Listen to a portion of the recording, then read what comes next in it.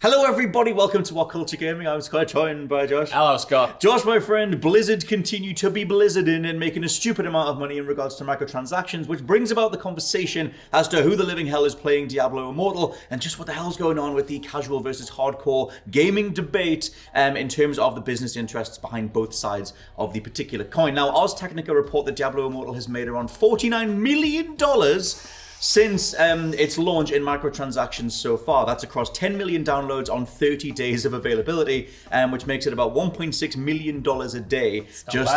Not bad for those guys, I guess, in sheer microtransaction stuff. Now, all of this is only the mobile version so far as well. It doesn't factor in the PC version, which was the one that got 0.4 on Metacritic, as PC players and more regular Diablo players realized what Diablo Immortal was really like. So PC stuff isn't factored into that. The game has also just launched in Asia as of yesterday, as of the 7th of July, and apparently it's going to do huge numbers there as well, because some territories like China are way more into mobile gaming overall anyway, so it's only going to get bigger. Season 2 of content's kicked off as well. Yes. So it's just, there's no stopping this train. I want to see what your thoughts are on this, and then we'll break down some more Activision MTX stuff. Can I request something? Yes. Can we title this video "Blizzard is making it snow"? Because they're making it they're making so much money per day, and it's outrageous. And yeah, there is so much to jump into. Yes. Specifically, this is a model that, despite the backlash that you mentioned there in terms of the PC release, which got an insanely downvoted Metacritic score, it's still doing well. It's still making lots of money every single day. It is on track, I guess, if the momentum keeps up, to make an insane profit when all is said and done. And that just raises the questions of who is buying into this title, what kind of market is it aiming for, and ultimately, is Blizzard going to care about the negative reviews if people are still acting with their wants? Well, so that's the thing. We'll talk about the Blizzard side of it for a second, because one thing doing the rounds at the minute is that Blizzard's own president / boss or whatever, Mike Ibarra, has got out there defending the game overall and defending the backlash, let's say, to especially the PC version. Now, I wanted to throw in here that Activision did make $5.1 billion across 2021 on microtransactions alone. It accounts for 61% of their overall revenue as a company. Now, back to Ibarra, who was recently talking to the LA Times in reference to Diablo Immortal. This stuff has been written up by GameSpot and various other outlets too. But Ibarra said that going into Diablo Immortal, the premise was, how do we make a free Diablo experience for hundreds of millions of people where they can literally do, and this is a very key quote, where they can literally do 99.5% of everything in the game. He says the monetization comes in at the end game. The philosophy was always to lead with great gameplay and make sure that hundreds of millions of people can go through the whole campaign without any costs. From that standpoint, I feel really good about it as an introduction to Diablo. Now, this is one of the specific quotes that's obviously riling a lot of people up, because to so many people, this just ain't Diablo. It looks like Diablo. Right. It to some degree plays like Diablo, but I think in regards to, especially what he's admitting here, they are monetizing the end game. They're monetizing the most hardcore players, which are the same sets of players that allowed Diablo to get this big in the first place, which is where a lot of the specific ire comes in. Yes, this is where we kind of have to get really granular about what developers and executives say, because, on the surface, someone's saying, look, we've given you this experience that you can play for free and enjoy, and we're only starting to charge in the end game. This is a free-to-play title. We need to make money somewhere. That's like, on paper, a reasonable argument. It's just when you get into how aggressively those microtransactions are being pushed. How does it affect the systems once you get to that part of the game? Like, does it become a pay-to-win experience?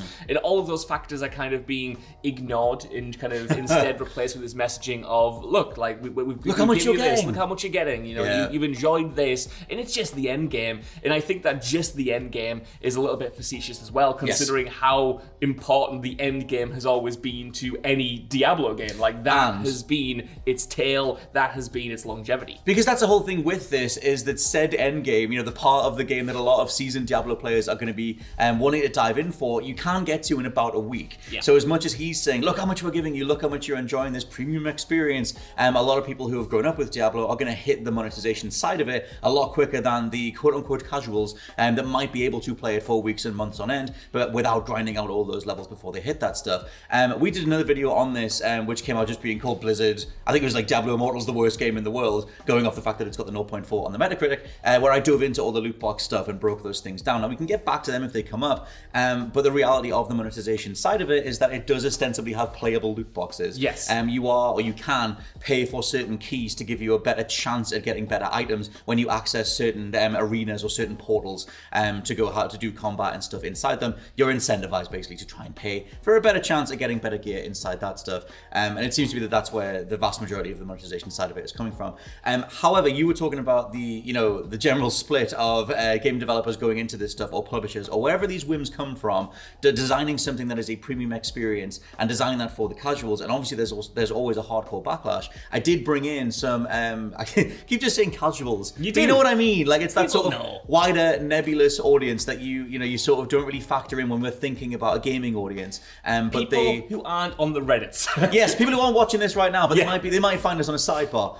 Now, if you bring in these sort of more casual reviews, and Ibarra does cite the Apple Store review in his defense of the game. He's like, well, look, it's reviewing really, really well. And on the Apple Store, it does have a 4.5 out of 5 rating, which is incredibly high. On the Android Store, it's got 3.6 out of 5. And like I said, over on Battle.net and over on Metacritic and stuff, it is far more lambasted as you've kind of got that massive divide between the PC players and the mobile gamers. I think that's kind of the crux of this, and the reason they'll always go forward with it. And same with something like GTA Online, is just that casual mass audience will always prop something up far more than the discerning connoisseur like yourself. 100%, man, especially when it comes to that divide that you mentioned there between, PC players or console players and mobile players, where on the mobile marketplace, these kinds of practices are more normalized. They're more expected out of the games that that audience downloads, and therefore that is translated to a score that is, more reflective of how that experience plays on that specific platform,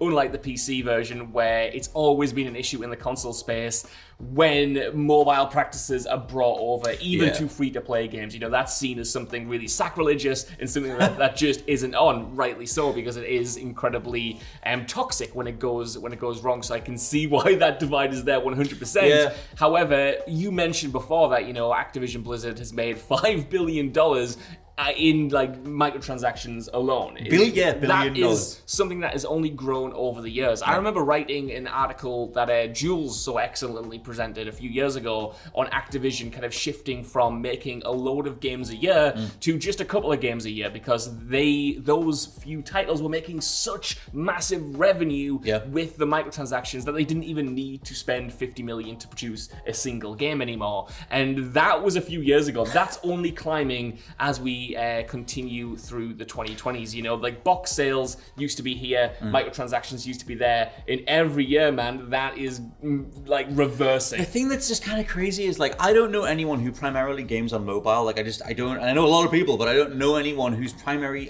access point for video games is mobile, because my assumption with this is that they see Diablo Immortal and they go, okay, it's a full video game. It looks like a premium experience. The graphics are very, very solid. The combat's good enough. Actually, I've downloaded Diablo Immortal since covering this to just see what the hell the big deal was, and it plays well enough. And I think that whole idea of designing something that looks premium or looks like an actual product and doesn't fit into what would usually be, it's a mobile game, the assumptions that come with that, lets them get away with more stuff. Yes. Because it's how could this be ripping me off? How could this be exploiting me? It's clearly a full video game. And it's not Blizzard that's just doing this either. You look at how Nintendo approached the mobile space initially, and it was kind of the exact same. It was here's Mario Kart, it looks good, it's on mobile. Yeah. Haven't we given you enough?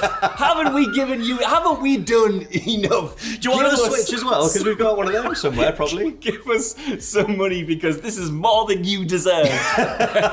I'm not saying that's what someone actually said, but that's the vibe that I get when I see these releases Some on mobile. executive will have talked like that in a Warner Brothers, Ubisoft, insert third party here meeting at some point. Look how much we're giving them. Yeah, and yet they still ask, to be all given it at one price.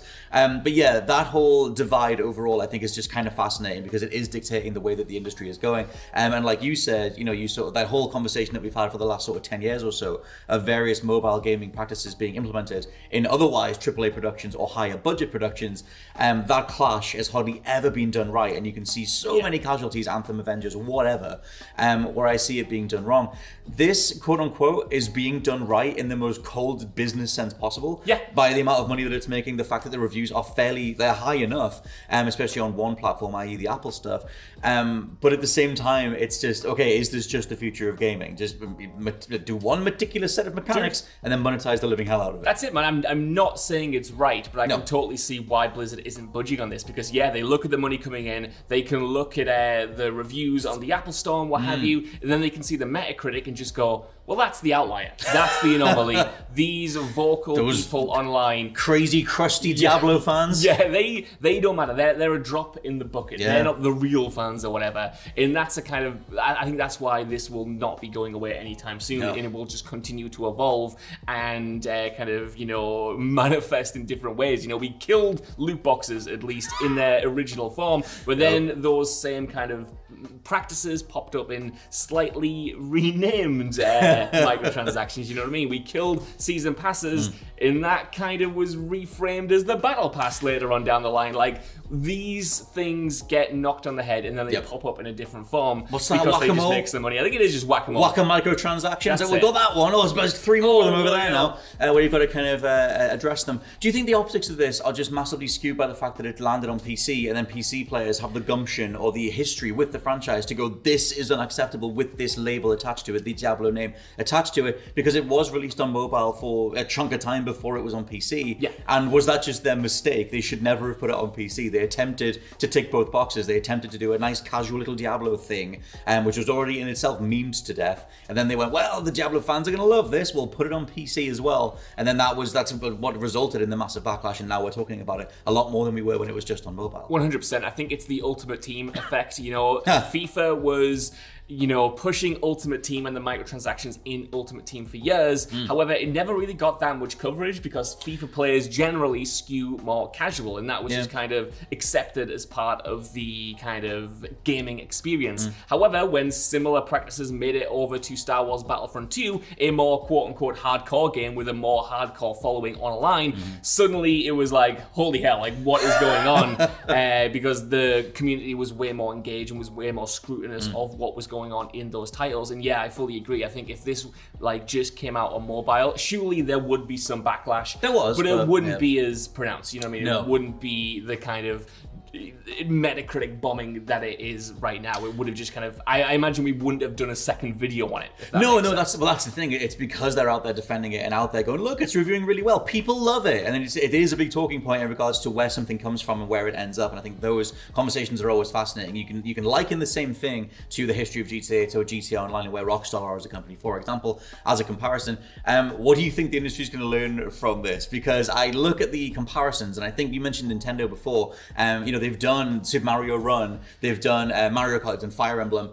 They've tried. I know they all made a ton of money. Fire Emblem was a massive success for them in sheer monetary sense, but it didn't hold a candle to the likes of Fire Emblem Three Houses. And Bethesda were like, here's a mobile Elder Scrolls, and it was abysmal. It was like on rails, and it was terrible, and you were paying to build the houses and stuff.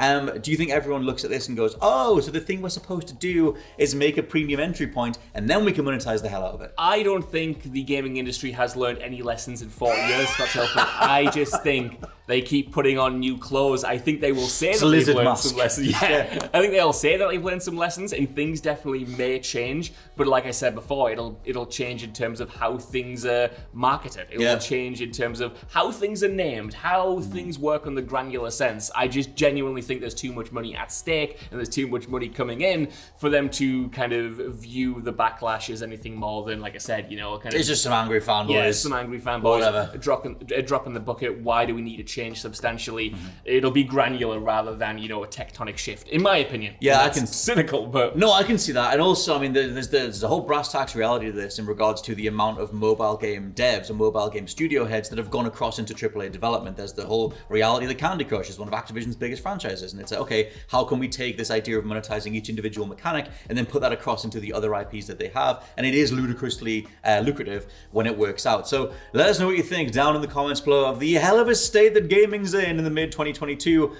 In the mid-2022? Yeah, in mid-2022 when it comes to games like Diablo Immortal. And I don't even have. I don't have a sentence. There are other games. There are other games, probably. Callisto Protocol. Just roll into this. Let us know what you think. I'm Scott from WhatCulture.com. I'll be Josh from WhatCulture.com. And we'll catch you next time. Bye-bye. Goodbye.